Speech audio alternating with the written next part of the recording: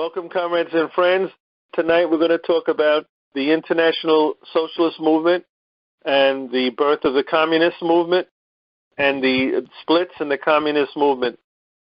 So we said, unfortunately, or fortunately, whichever way people want to look at it, I'm open to everybody's view of this, but I think splits are dangerous. I think they're counterproductive, in my opinion. That's just my opinion, and I try to avoid that. But the history of our movement seems to be splits. And we went through the split from the Socialist Party. The splits in the Socialist Party over the war, support of World War I, and the support of the Bolshevik Revolution.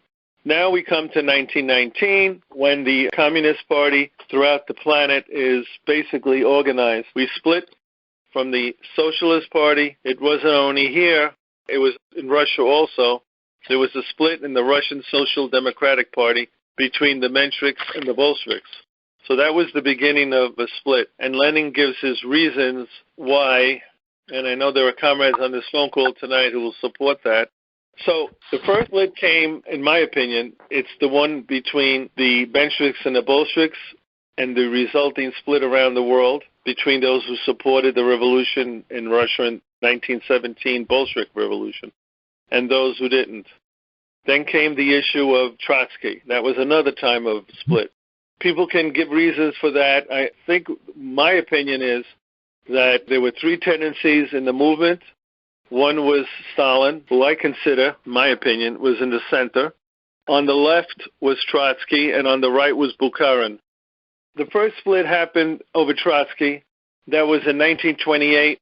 James Buchanan, who was in the leadership of the party, had gone to Moscow and had come back from the meeting of the Comintern and supported the small minority group led by Trotsky. It was James P. Cannon. Thank you, comrade. Thank you. James Cannon, not Buchanan. James Cannon, right. And that issue had its effect in the party here in this country. They formed a group called the Socialist Workers' Party. Their newspaper was called The Militant, and they called themselves the Left Opposition. That was the first split that we seem to have had. I just want to mention their positions historically as the years go on. I came across them during the anti-Vietnam War movement, and their position then was very interesting. They were calling for unity between the two forces in the anti-war movement, the peace movement. There was a group led by liberals and Reform Democrats and pacifists, and the Communist Party was with them at that group.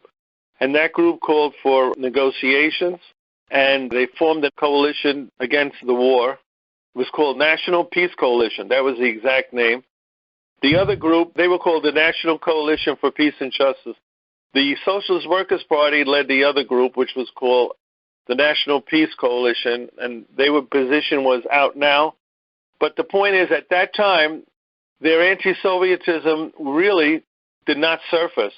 My experience with them at Wagner College in Staten Island, I didn't see it. I didn't see it at the time.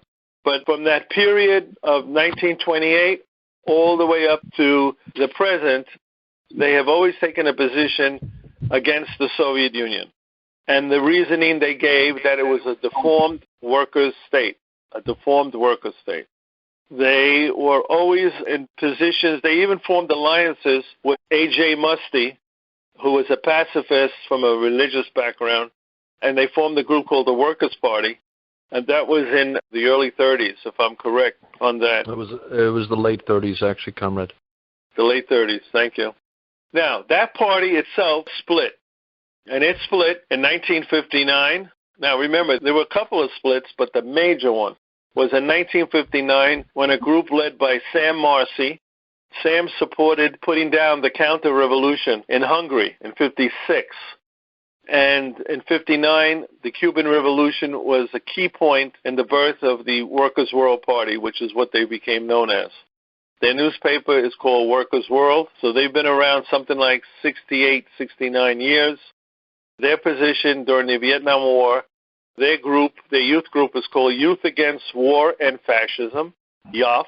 And they had helmets at the time. They used to come to the demonstrations very militant with helmets, but they weren't the same as the anarchists.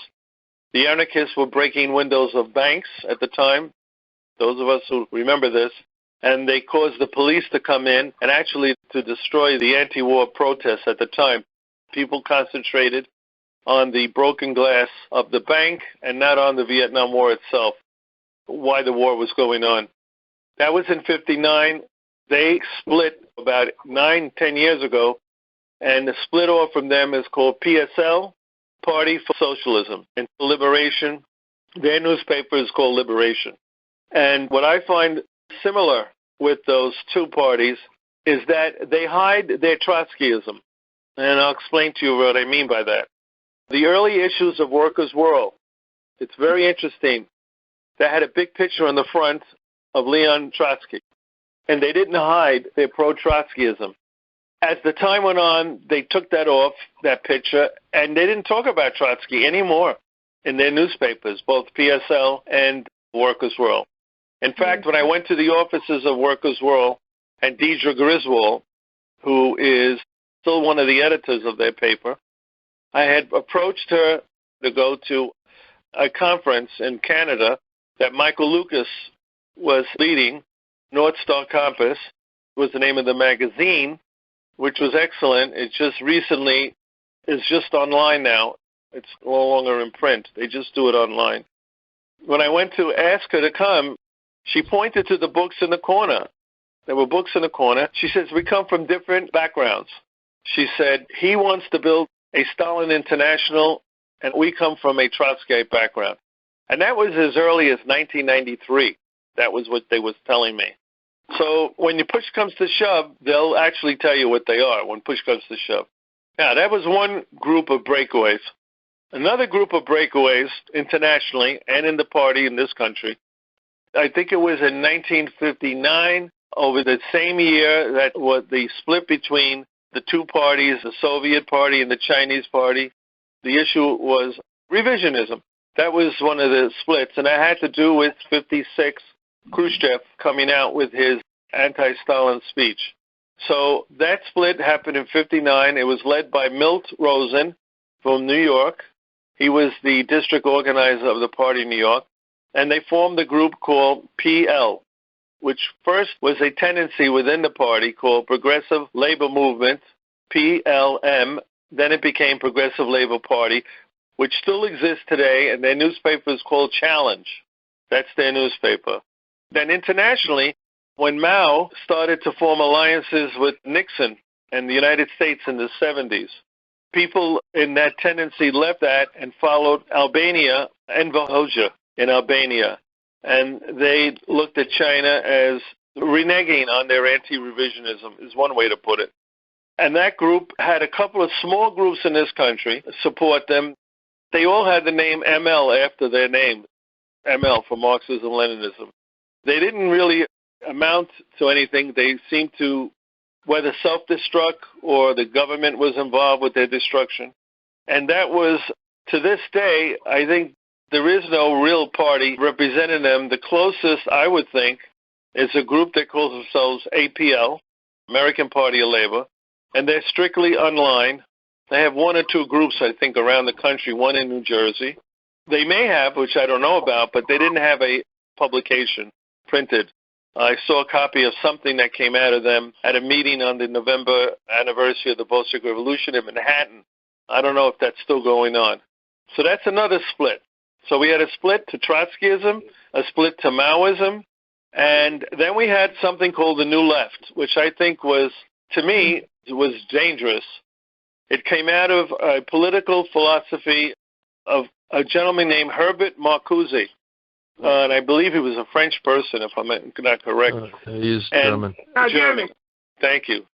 And he has a son, by the way, who's involved with political stuff, who has the same view as the father. Okay, what was their view? One of the things in the United States that followed that kind of view was something called participatory democracy. It was in a group called Students for a Democratic Society, SDS. Now, there's a group called SDS today, which is not the same as the SDS I'm talking about. They call themselves the New Left. Also out of that movement came the Black Panther movement. It was considered by many of us at the time the black version of the SDS, which was also New Left. Why do they call themselves New Left? They wanted to distinguish themselves from the Old Left. Who was the Old Left? The Old Left was the Socialist Workers' Party, the Communist Party, Workers' World Party, all of those that came out of Marx and Lenin. So they consider those the Old Left. And they were very anti-Old Left.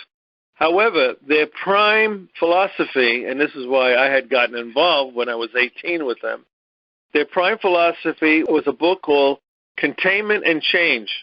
I don't know if anybody has ever read it. It's very interesting. Basically, it was an attack on anti-communism.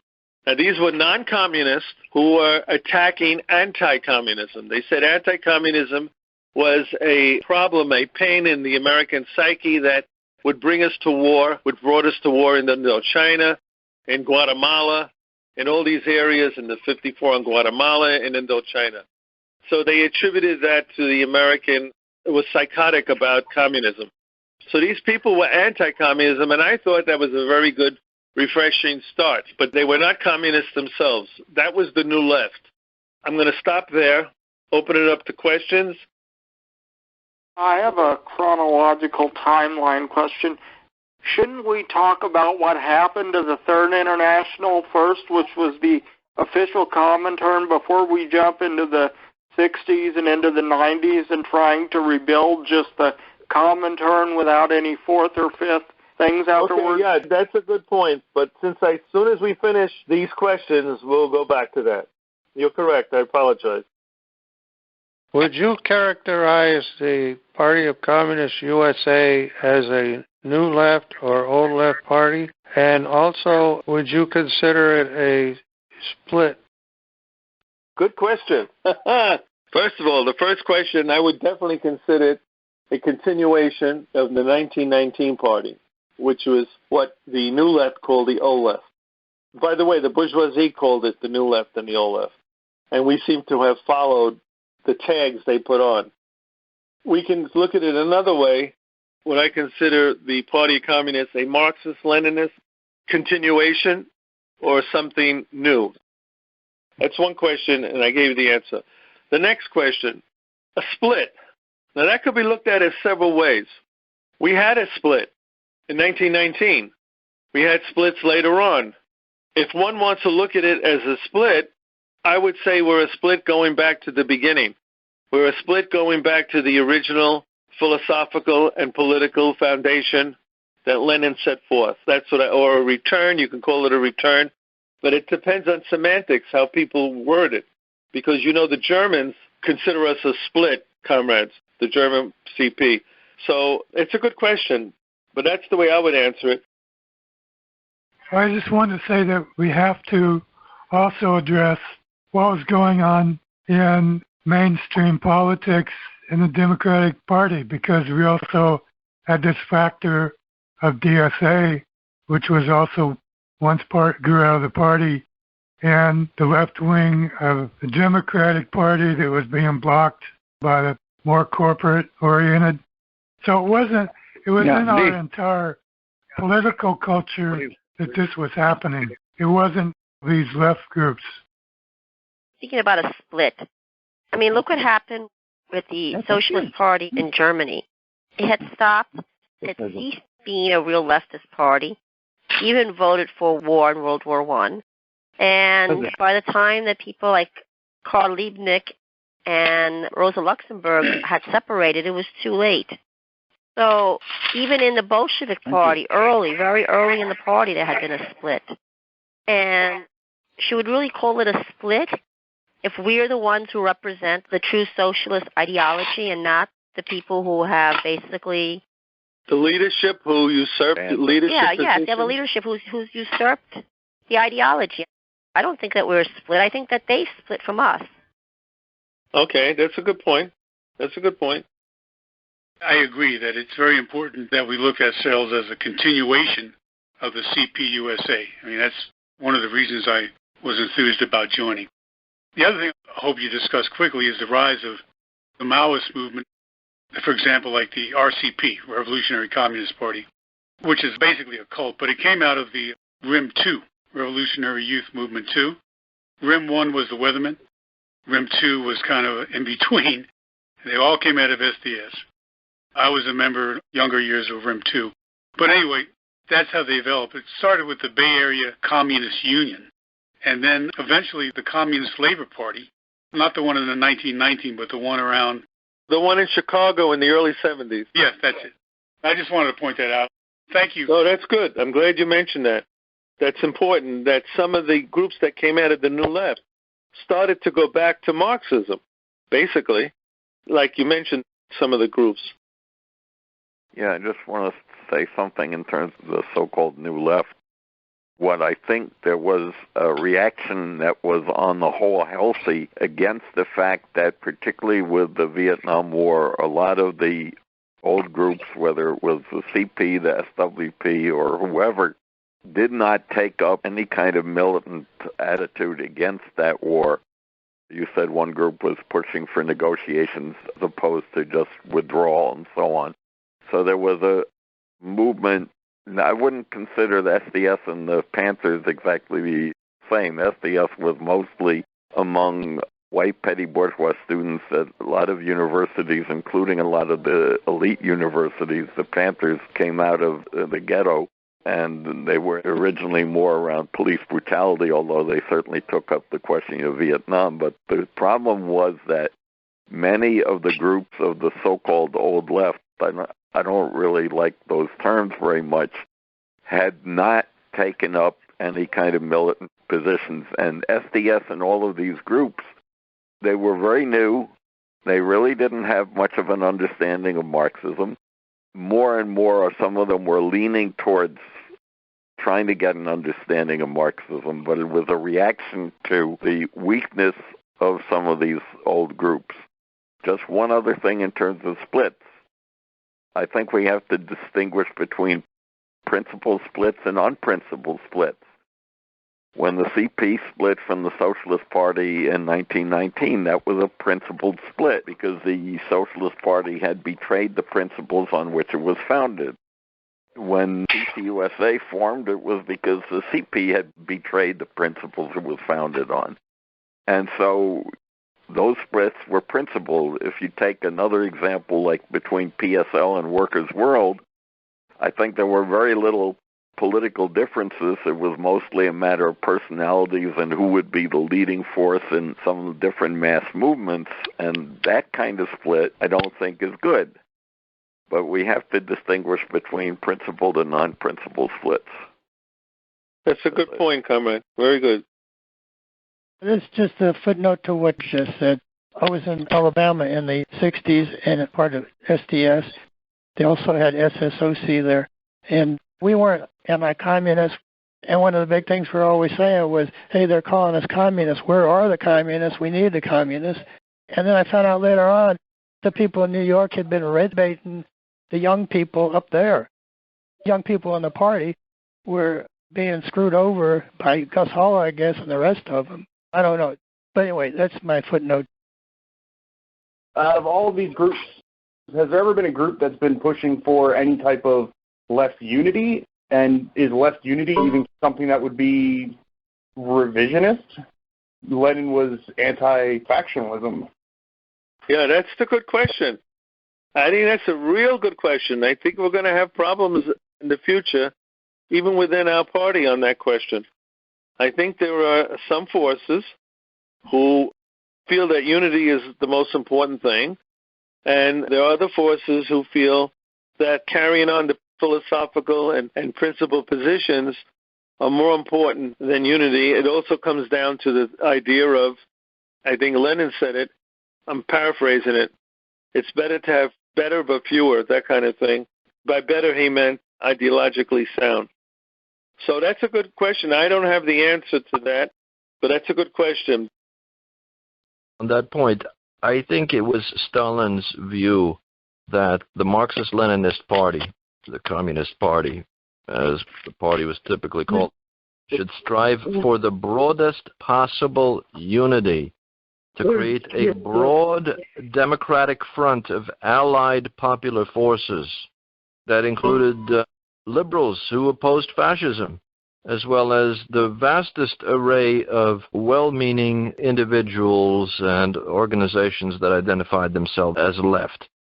That was Stalin's view. At the same time, Stalin's view was that the party itself, the Communist Party that is building this broad democratic front of allied anti-fascist forces, that the party that is building this front and it is participating in the front must ensure that its own Marxist-Leninist integrity is maintained. So it is undialectical to say that it's either or, that it's either better, fewer, but better, or unity. And I would remind the comrades that it was Gus Hall and the C.P.U.S.A. that taught me that the unity is the most powerful weapon that the working class has. And the Marxist-Leninist Party has to maintain its ideological integrity to fight for that unity on the broadest possible basis. And that's where the two concepts come into a dialectical unity. Okay, comrade, that's an important point you brought up. Thank you. I wanted to bring up and read a quote from a book by Herbert Marcuse to kind of show how sort of strange their outlook is and how it really, in its essence, pretends to revolt against reality itself.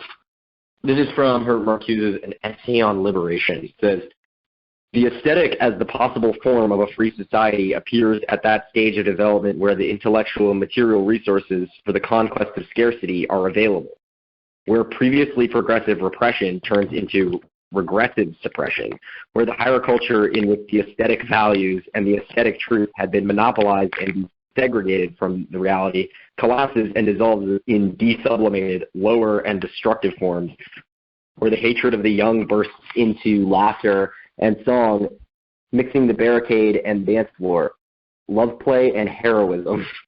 And the young also attack esprit de sérieux in the socialist camp. Miniskirts against the apparat chicks, rock and roll against Soviet realism. The insistence that a socialist society can and ought to be light, pretty, playful, that these qualities are essential elements of freedom, face in the rationality of the imagination. The demand for a new morality and culture, does this great anti-authoritarian rebellion indicate a new dimension and direction of radical change?" Comrade, okay, you made your point. To me, God, I show my age, I would call it poppycock. That's older than me. Poppycock means it is BS. It's almost like so intellectual, so deep, that the masses of people that work for a living will just shut off when they read something like that. I feel like even on a deeper philosophical level, it is also pretty flawed, too, because it has this implicit bias against anything that is orderly. I'm glad you brought that up. I hope other people understood what you were trying to say. I think the problem that arises for the splits and contradictions in the West is that in tonight's class presentation, Lenin set up 21 preconditions for any communist party or progressive movement to join the Third International. And I think the cornerstone of his precondition was that any movement that wants to join the Third International must accept the dictatorship of the proletariat on a global level. So as long as you do not have that, you are bound to fall into those kinds of splits and contradictions in the West. And most of them historically have happened in the West, not in Asia or Latin America. The splits are mostly products of bourgeois societies that the left in those countries are infiltrated by bourgeois ideas of humanism, like the dictatorship of the proletariat is not necessary. The transitions to socialism can take place in the so-called advanced industrial and civilized nations without the dictatorship of the proletariat. So I think those are the splits are caused by those kinds of sentimental views about the dictatorship of the proletariat as defined and limited by Lenin. And it does not seem to me that the people in the West are accepting that dictatorship of the proletariat as a transition to socialism. They interject their own personal and petty bourgeois ideas about the dictatorship of the proletariat and distort it and gloss it over. So I think the West has not come to terms with the Leninist idea of the dictatorship of the proletariat. That's a good point. that separates a lot of the groups. The dictatorship of the proletariat, which Lenin has in the 21 points, you will not find anything like that in the New Left, the SDS.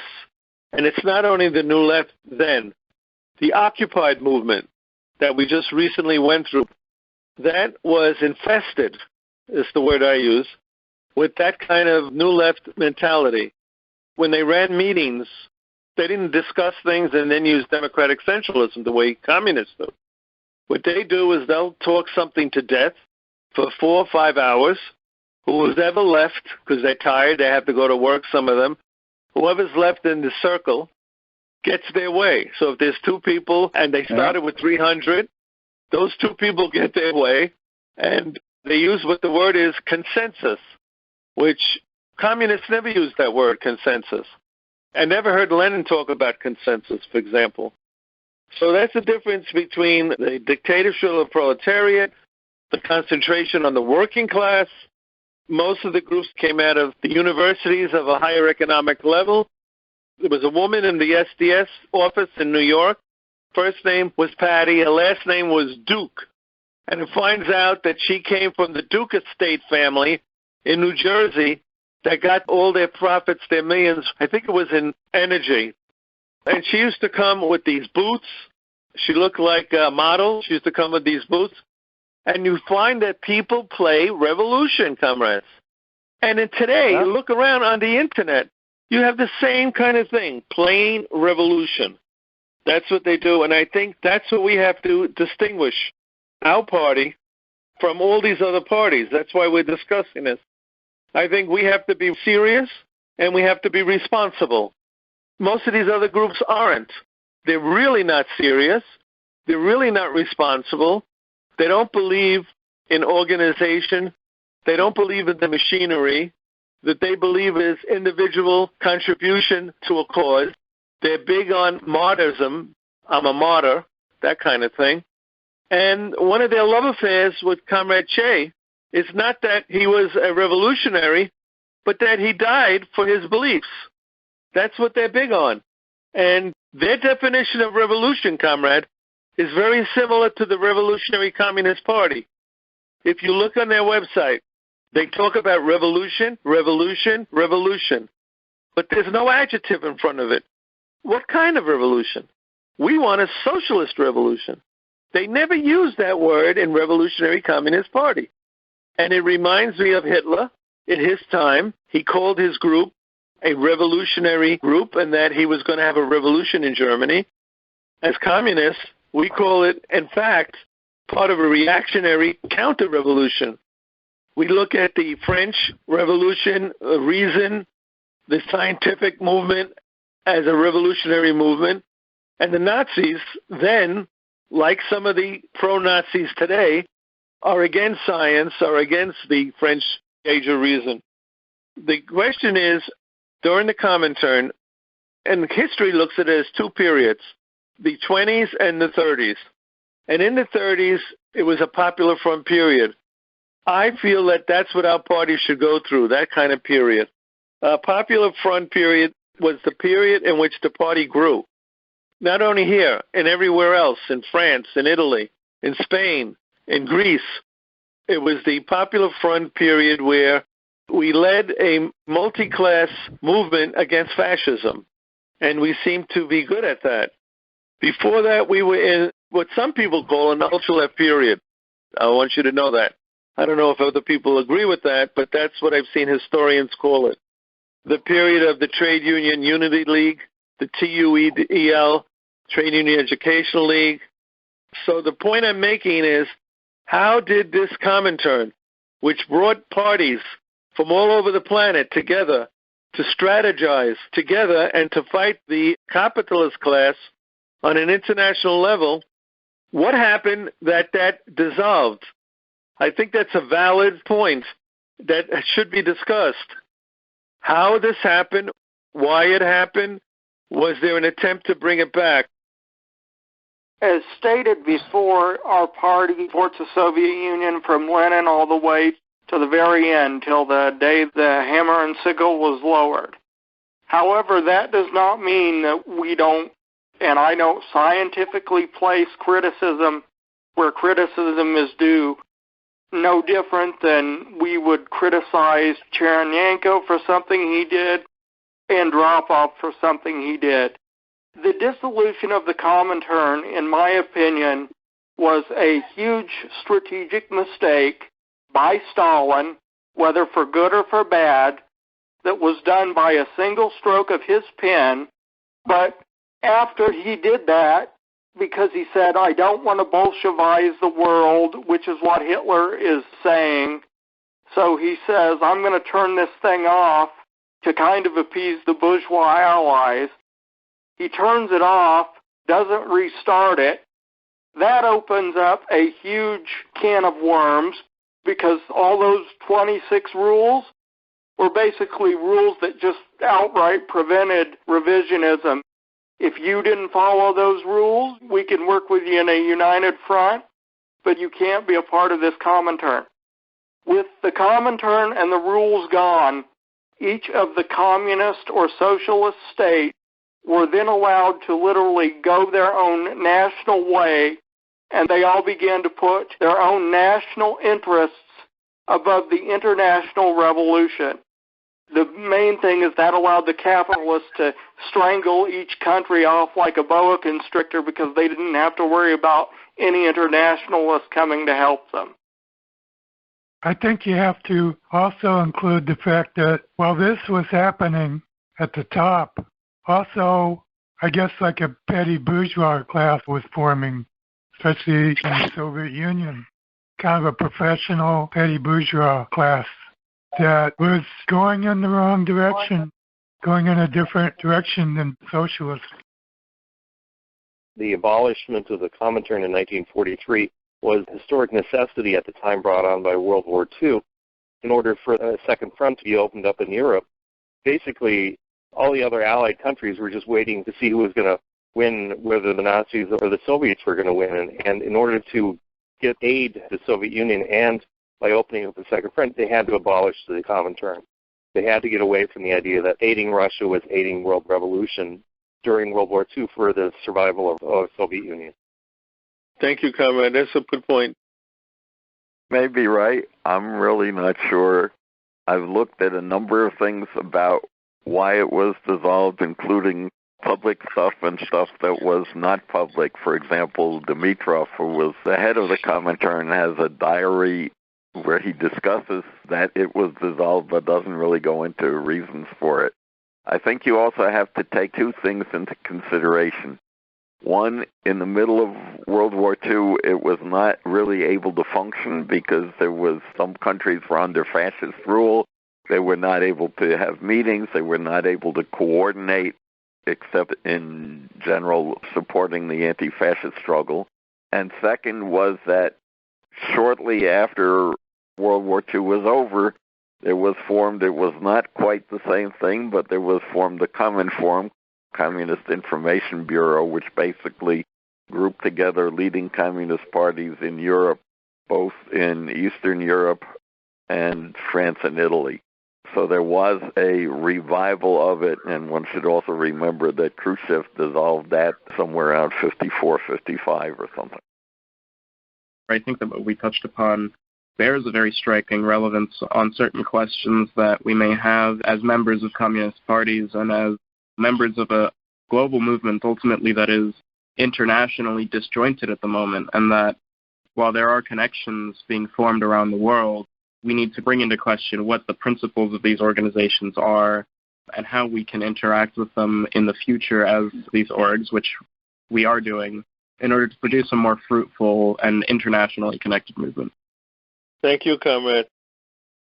My background is in classics. Classics is Greek and Latin, and Lenin said that the dictatorship of the proletariat is a Latin historical scientific term. Oh, that's interesting. I didn't even know that. Thank you, Comrade, for that information.